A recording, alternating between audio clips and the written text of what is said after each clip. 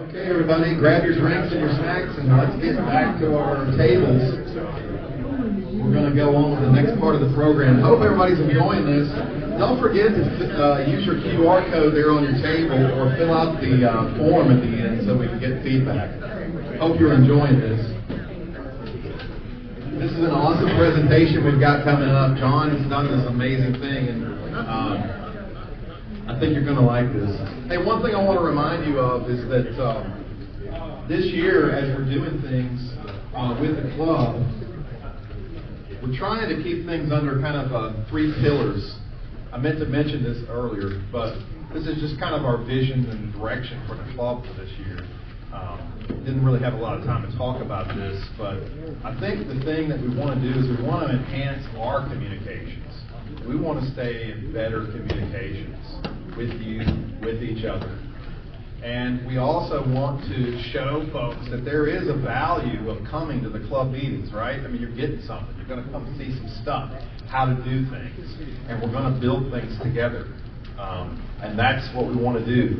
And we also want to make sure that we're getting more folks to come to these meetings. That's how we grow the club. So we want everything that we're doing to focus around those 3 things, working on boosting our communications, providing value to folks so that they understand, hey, I'm paying $20 to be part of the club. What am I getting out of that? Is it just a newsletter? Is it just showing up once a month and shaking a hand, or is it something more? So we want to work on the something more. Camaraderie. Right, camaraderie, getting to tell lies to other guys. I don't know. You make it up. You fill in the blank. But that's what we want everything to revolve around. All right, Mr. John Reiners, KN4BBH. He's got a great presentation. Take it away. All right, thanks, Ty. Thanks, everybody. I've actually done this presentation or something very similar to it a few years ago, but it's always good to refresh. And by the way, we got winter weather coming, so this weekend be changing the oil in your generators, make sure everything's good to go, stock up on gas. So, but anyway, my first solar project ever had nothing to do with ham radio. I love to go to Talladega and watch the cars turn left about 200 times in an afternoon. I actually go to watch the race, but there's not very many hotels near Talladega, so I decided to build my own homemade camper. And they don't have electric hookups in at Talladega either, so in my camper, if I wanted anything, it needed to be solar powered. So I had 12-volt LED lighting. I had TV that was 12-volt. It was pretty cool. So, there's the stereo and the TV that I had in it. Go back up one. There was the inside. There's the little reading lights in there and stuff. And Where's the bar? There's the bar right there. But that's where I cooked. So. And then just had 2 50-watt solar panels on it, went to a 33-amp-hour battery. Those panels would recharge the battery if it was completely dead. I did the math, and I could leave everything on in that camper, and the battery still should not drain completely overnight. And then, assuming you had a full day of sun the next day, you were good to go. And it worked really well. So I decided after my first field day that I thought it would be really neat to apply this to ham radio.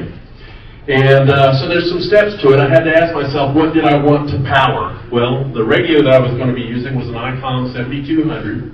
I wanted to power 2 laptops, one for digital modes and the other for the logging software. And I also wanted to have charging for mobile devices, so I wanted to be able to keep my phone charged at all times. How much power do these devices consume? So I went to ICOM's website, looked up my radio, and in receive mode it was roughly 2 amps, and if I'm transmitting at max power it was 22 amps. And then the 2 laptops together pulled about 5 amps. Using FT8 7200 will spend 50% of its time transmitting and 50% of its time receiving. So I'm not going to be using 22 amps all the time. You're going to be using 2 amps some of the time, 50% of the time, and you're going to be using the 22 amps the other 50%. And also, we're reducing the transmit power because it's FT8, so we were keeping that at 35 watts, which gave me about a 7.56 amp draw. So the average current draw per hour is 4.78. Now that's for the radio.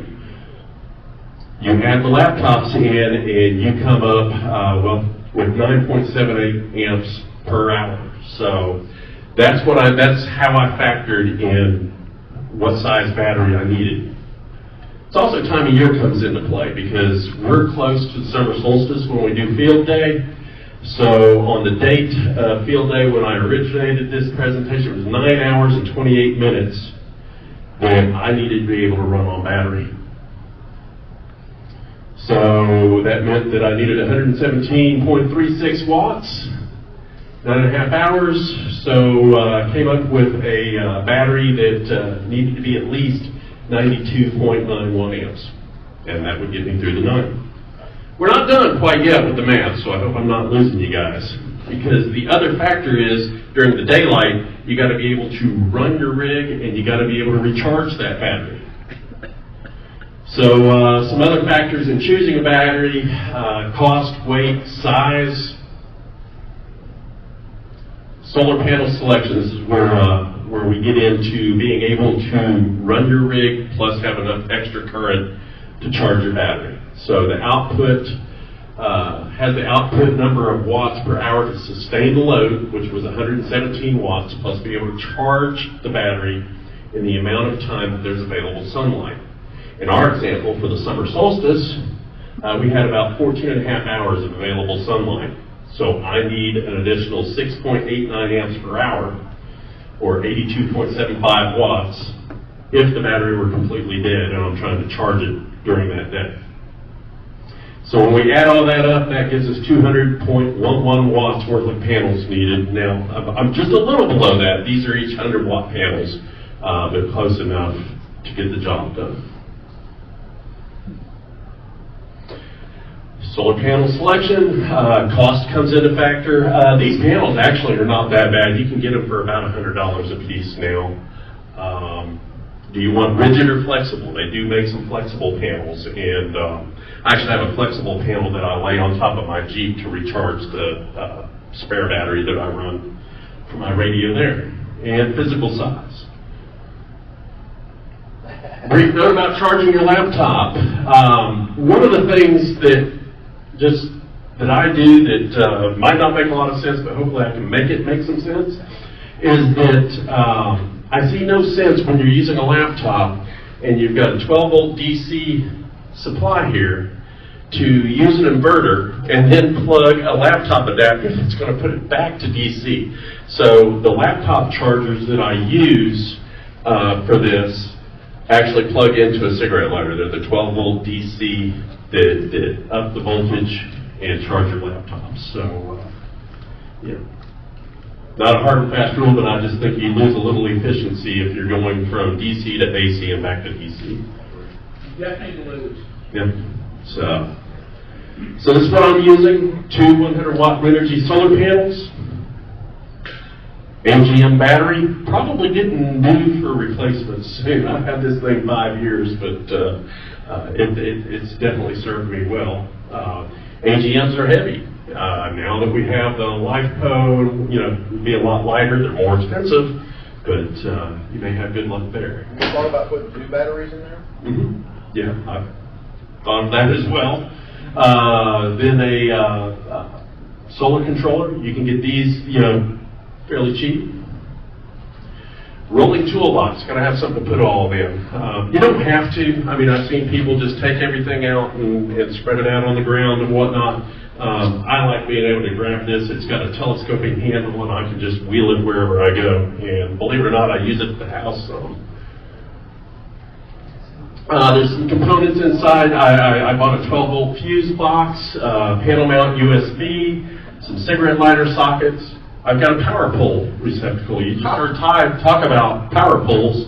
Got that right on the end here. That's a picture of the inside of the box that I've got open here.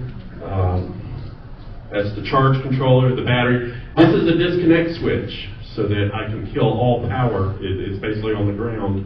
Got a fuse box here. And then here's the end, where I've got plenty of USB charging ports. There's the Anderson power pole, and then also have cigarette lighter receptacles to charge the laptops. So this was what it looked like out at Field Day in 2019. Y'all remember when we used to be back out there? Down by the horse arena? There's Perry operating.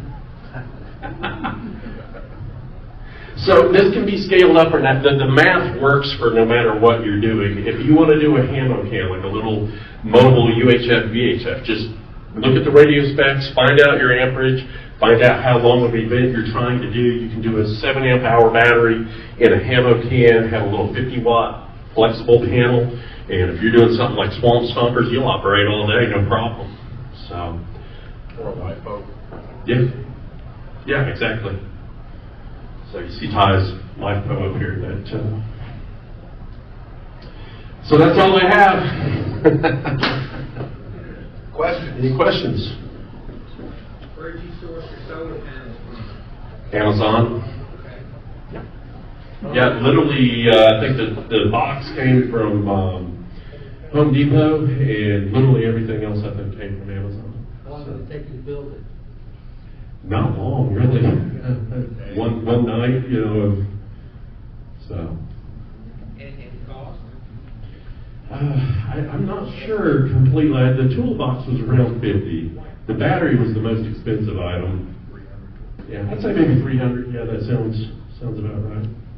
So. What'd you tell your wife it cost? Oh, you wouldn't believe it. I found this alongside the road. But, yeah. Yeah, we can talk later. I can edit this in the video. Yeah. So anyway, yeah, fun stuff. I enjoy doing this. Go ahead, Joe. Can you give the difference between the two types of controllers? I'm not sure. One's MPPT, and now I'm drawing a blank on what the other one was. The different types of solar controllers. Oh, you got PWM? Yeah, pulse width modulation, which is what that is in mine. You got which is cheaper. MPPT, which is the maximum, I forget the abbreviation.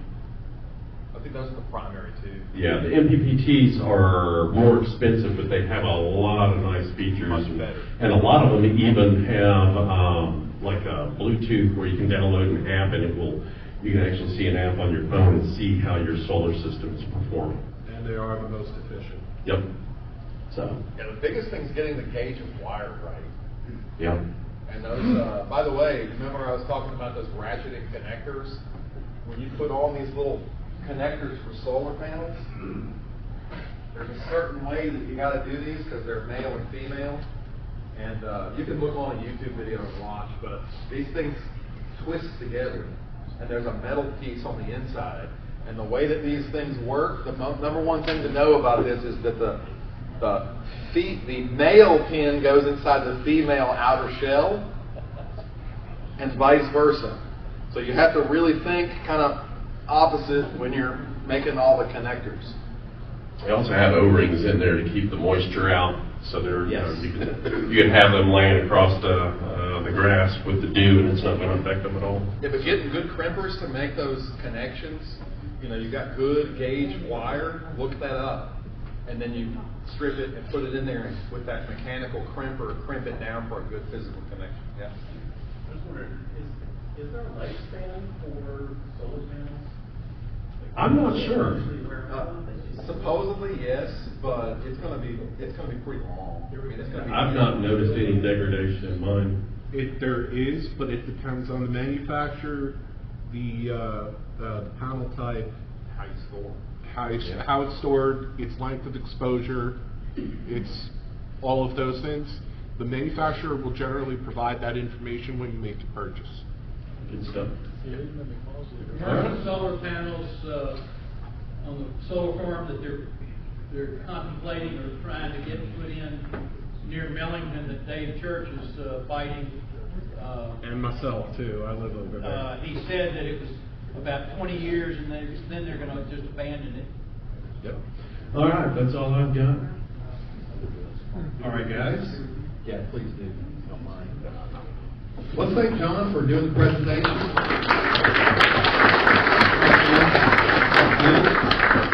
Got a lot more presentations coming up this year, and thanks for bringing all this stuff in. If you guys want to look at it, I do recommend that you come up and see how he's laid out the board and the bus bars and the cables. Doing those things correctly is a good safety thing. Make sure you got fuses, because you got a lot of amps there, and you can, if you cross the streams, so to speak, you have problems. You really let the smoke out.